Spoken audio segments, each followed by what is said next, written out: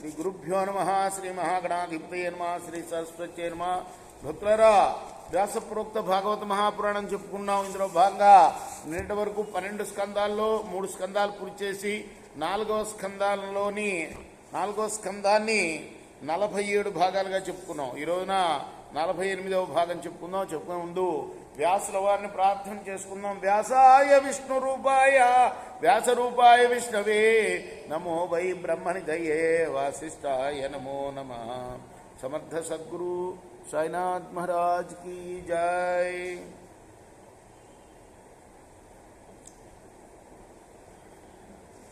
చెప్పుకున్నాం నిన్న మనం దీర్ఘ సత్రయాగం చేయాలని సంకల్పించాడు. దీర్ఘ సత్రయాగం అంటే 100 సంవత్సరాలు జరుగుతుందన్నమాట.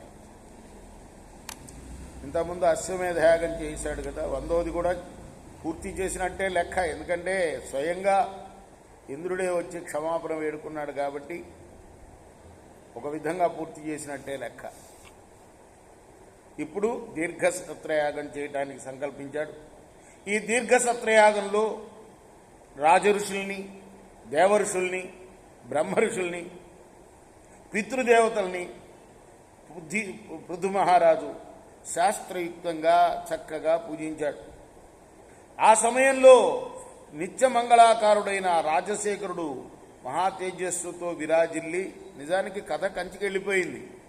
పృథు చక్రవర్తి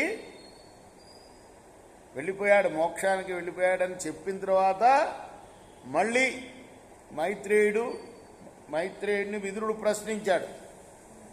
అశ్వమేధం యాగం చేసిన తర్వాత ఆయన చాలా సంవత్సరాలు పరిపాలించాడు కదా, అప్పుడు ఏం చేశాడు, ఏవే పనులు చేశాడు పృథు చక్రవర్తి అంటే మళ్ళీ పృథు చక్రవర్తి కథ మళ్ళీ మొదలైంది. ఇట్లా సత్రయాగం, దీర్ఘ సత్రయాగం చేశాడయ్యా.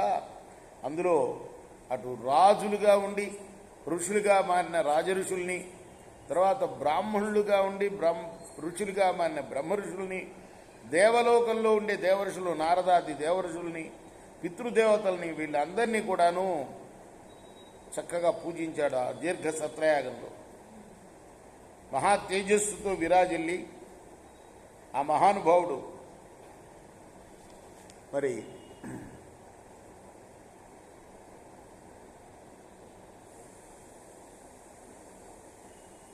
ఆభరణాలేమీ ధరించలా. ఎందుకంటే యాగదీక్షితుడైనాడు కాబట్టి సహజమైన శరీర శోభ వెల్లడవుతూ ఉండగా జింక చర్మాన్ని ధరించిన శ్రీమంతుడై విలాజిల్లుతున్నాడు ఆయన. చల్లని చూపులతో దర్భలు చేతపట్టుకుని సభా మధ్యంలో నక్షత్ర గణాల నడుమ విలసల్లే చంద్రుడిలాగా సకల జనాహ్లాదకరుడై ప్రకాశిస్తూ లేచి నిలబడ్డాడు ఆయన. సదస్సులకు సంతోషం కలిగించేవి, చిత్రపదాలతో ప్రకాశించేవి, ప్రసన్నాలైనవి, పరిశుద్ధాలైనవి, గంభీరమైన అర్థం కలవి, తడబాటు లేనివి అయిన మాటల్ని ఇలా పలికాడు.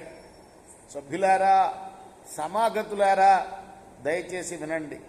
ధర్మాన్ని చక్కగా తెలియకోరేవాడు తన మనస్సులోని అభిప్రాయాన్ని ధీరులైన సత్పురుషులకు నివేదించడం అనేది గొప్ప విషయం. అందువల్ల మీకు నా ఆలోచనను వ్యక్తం చేస్తున్నాను.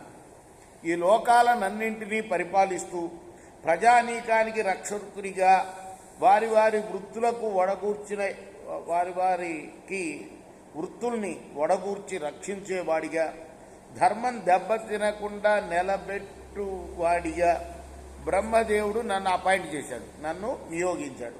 ఇటువంటి ధర్మబద్ధమైన ప్రజాపాలన సమర్థంగా ఆచరించేవానికి కర్మసాక్షి అయిన భగవంతుడు సంతోషించి ఏ లోకాలను అనుగ్రహిస్తాడో అటువంటి అభీష్టదాయకాలైన పుణ్యలోకాలు సదాచారపరుడునైన నాకు కూడా లభిస్తాయి. ఆ విధంగా ప్రజలను ధర్మ మార్గాన పరిపాలింపకుండా అర్థకాంక్షతో ప్రజల నుండి పన్నులు గుంజుకున్న రాజుకి ప్రజల పాపం సంక్రమిస్తుంది. అంచేత ఆ రాజు తేజోవిహీనుడై, అంటే రాజు డ్యూటీ ఏంటి, రక్షించడం. ప్రజలను రక్షించకుండా వాడి భోగాల్లో వాడు తేలిపోతూ ఉన్నాడు అనుకో, అప్పుడేమొస్తుంది, ఆ ప్రజలు చేసే పాపాలన్నీ కూడా వీడికి అంటుకుంటాయి. అది చెప్తున్నాడు అనమాట. ప్రజల్ని రక్షించడం అంటే ఏమిటి, వాళ్ళు కొట్లాడుకోకుండా చూసుకుంటాం, దొంగతనాలు లేకుండా చేసుకుంటాం, ఇటువంటివన్నీ కూడా రక్షణ. భారం. రాజు గట్టిగా ఉన్నప్పుడే అటువంటివి జరగవు రాజ్యంలో. అయితే అటువంటివి జరిగేటప్పుడు ఏమవుతుంది, రాజు ఏదో భోగాల్లో తేలుతున్నాడు, సరిగ్గా వాడి చూపు సరిగ్గా లేదు అని అర్థం. వాడికి చూపులంటే ఎవరు, గూఢచారులే. ఆ గూఢచారి విభాగం సరిగ్గా లేదని అర్థం.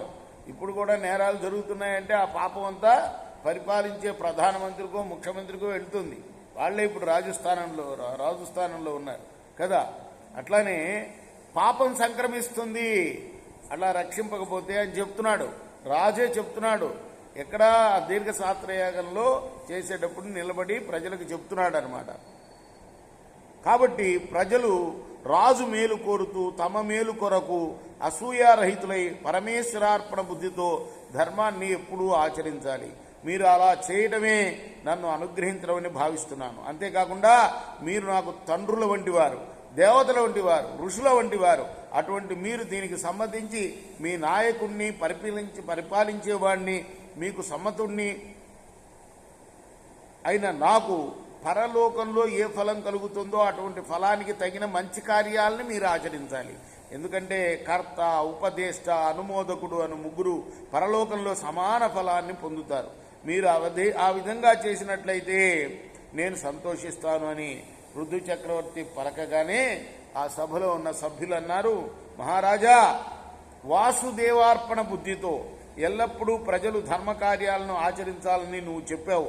అసలు వాసుదేవుడు అనేవాడు ఒకడున్నాడా అని ప్రజలు ప్రశ్నించారట.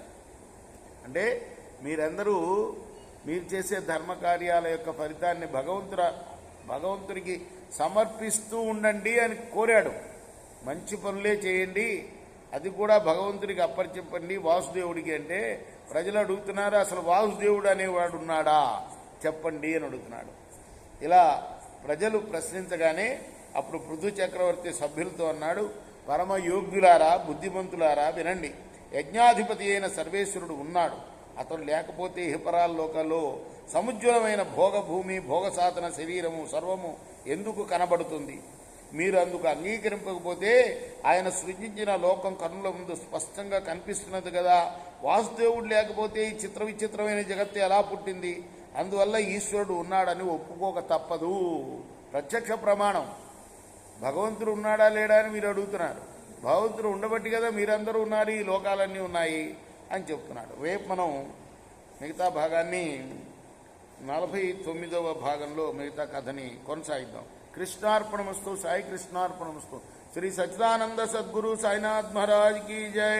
చేకోరా హారతి దిగో సద్గురునాథ దేవ సాయినాథ. పాంచభౌతిక తత్వములానే హారతులిత్తుమురా. నిర్గుణం స్థితే వీడి ఎట్లి ఆకారం పొందిది ఓ సాయిరామ్. సర్వము నుండి నీవే ఇంకర ఉంటివి తల్లివలే. రజోతమో సత్వము నుండి మాయుడు జనించే బాబా, మాయుడు జనించే. ఆ మాయ నుండి వేరే మాయ ఏ తీరుగా వచ్చే. సప్త సాగరాలు నీకు క్రీడారంగములు బాబా, క్రీడారంగములు. నీలీలాతల విస్తారణకే విశ్వం సృష్టాయే. బ్రహ్మాండముల రచనం మాకు ఎలా చూపేవు బాబా, ఎలా చూపేవు. తుకారామే కృపాలుడంటూ సాయిని కీర్తించే. చేకోరా హారతి ఇదిగో సద్గురునాథ దేవా సాయినాథ. పాంచభౌతిక తత్వములానే హారతులిత్తుమురా.